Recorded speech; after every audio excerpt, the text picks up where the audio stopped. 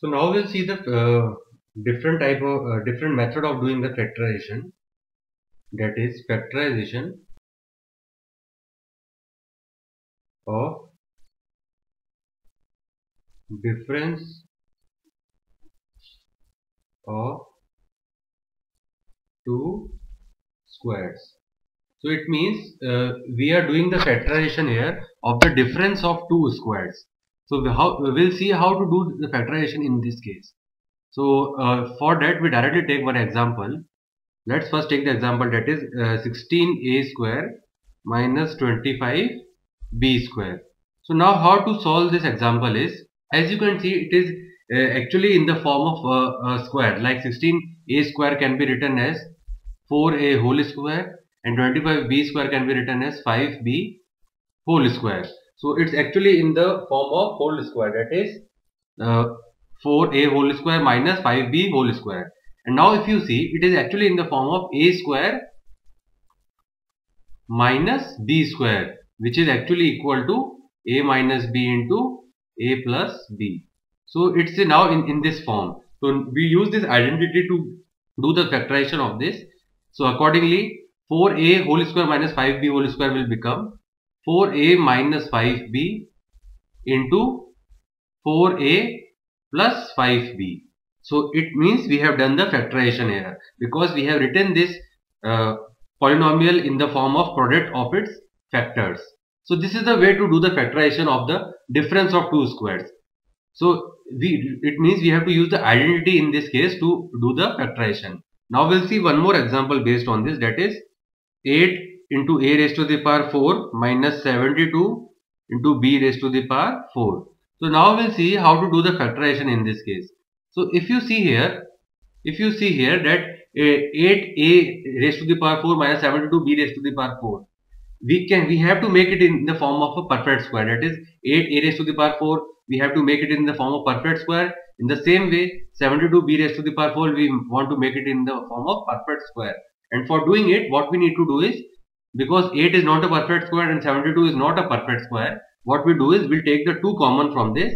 So it will remaining part will be 4 into a raised to the power 4 minus 36 into b raised to the power 4.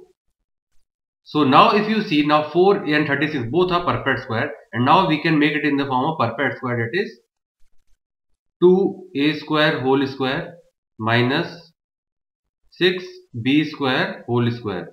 And now if you see that it's actually in the form of a square minus b square again. So it means we again use that identity. So it can be written as 2a square minus 6b square into 2a square plus 6b square. And now it can again be factorized, because as you can see, a square and b square, it's actually the form of again squares, difference of squares. So how we can write it as 2 into this 2a square can be written as under root 2a whole square minus again 6b square can be written as under root 6b whole square, and 2a square plus 6b square will remain as it is, because this cannot be factorized further. Now if you see this again, root 2a whole square minus root 6b whole square is again in the form of a square minus b square. So it means we have to do the factorization, and what we'll get is root 2a minus root 6b, that is a minus b into a plus b, that is root 2a plus root 6b into 2a square plus 6b square. So this we have done the factorization.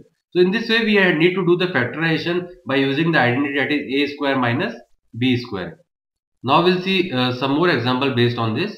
First write down the example, that is 4a square minus 9b square minus 2a minus 3b. Now what we need to do is, so as you can see here, that is 4a square minus 9b square minus 2a minus 3b.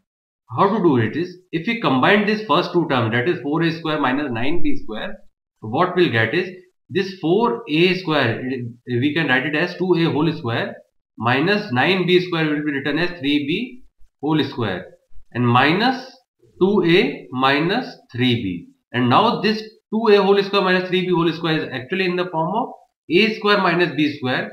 So we can write it as a minus b into a plus b, that is 2a minus 3b into 2a plus 3b, and minus this 2a minus 3b will be written as, if we take minus common, it will become 2a plus 3b. Now if you see that we have combined these two terms and made it a single term, that is 2a minus 3b into 2a plus 3b, and in the same way we had combined these two terms and made it a single term, that is 2a plus 3b. So now out of these four terms we got two terms, and if we take a common from these two terms, we'll do the factorization completely. So if you see among these two terms, 2a plus 3b is the common part among both these terms. So if we take 2a plus 3b common, what will remain is 2a minus 3b minus 1. So now the factorization is completed. So in this way we need to do the factorization by combining the terms. We have to make it a single term, and then by using the identity, that is a square minus b square, we have to do the factorization of the difference of two squares. Now we'll see one more example, that is 25x square minus 10x plus 1 minus 36y square. Now if you see here, that's 25x square minus 10x plus 1 minus 36y square. So how to do the factorization in this case? What we need to do is, first what we need to do is, we need to combine these three terms, because if we combine these three terms, what we'll get is 5x minus 1 whole square. Because if we open this whole square, what we'll get 25x square plus 1 minus 10x, that is these three terms. So after combining these three terms, we got the single term, that is 5x minus 1 whole square, and minus 36y square is written as 6y whole square. Now if you see, it's actually in the form of a square minus b square. So we use the identity, that is a minus b into a plus b. A minus b means 5x minus 1 minus 6y minus b, and a plus b, that is 5x minus 1 plus 6y. So now this factorization has completed. So again, whatever method we have learned of factorization, we are combining those methods and doing the factorization of the problems. Now we'll see one more example based on this, that is, let's first write down the example, that is x raised to the power 4 plus x square plus 1. Now if you see here, we cannot make it in a form of a square minus b square directly, because there is no negative in this polynomial, negative sign in this polynomial. So what we need to do is, first we need to make this whole term as a perfect square, and for making it a perfect square, what we need to do, we need to add plus x square minus x square, because then only it will be in the form of x raised to the power 4 plus 2x square plus 1 minus x square. This x square plus x square will become 2x square. Now it is actually in the form of a plus b whole square, and we write it as x square plus 1 whole square and minus x square. So we have written actually it in the form of a square minus b square now. Now we'll do the factorization as x square plus 1 minus x and x square plus 1 plus x. So now this the factorization has completed of this problem. So in this way, sometimes we need to add something to make it a perfect square, and then we need to do the factorization of that. Same type of example we'll see one more, that is x raised to the power 4 plus 4. Now what we need to do in this is, in x raised to the power 4 plus 4, we need to add, what we need to add is, we need to add plus 4x square, and in the same way, if we are adding plus 4x square, we need to subtract minus 4x square. So that means this, if we combine these first three terms, it will become x square plus 2 whole square. So if we open this, we'll get these three terms, and minus this 4x square will be written as 2x whole square. Now if you see, it's actually in the form of a square minus b square again. So it means a square minus b square is a minus b, that is x square plus 2 minus 2x, and a plus b, that is x square plus 2 plus 2x. So now this factorization has completed. So in this way, we need to do the factorization sometimes by adding or subtracting something to the polynomial, so that we'll make it as a perfect square, and then we'll do the factorization. Now we'll see one last example based on this, that is x raised to the power 4 plus 5x square plus 9. Now if you see here, it's again not in the form of perfect square.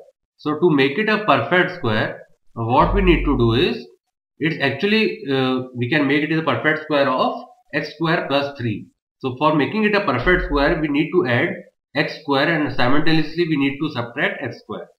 Now if we combine this first 4 terms, it will be actually in the form of x raised to the power 4 plus 6x square plus 9 minus x square.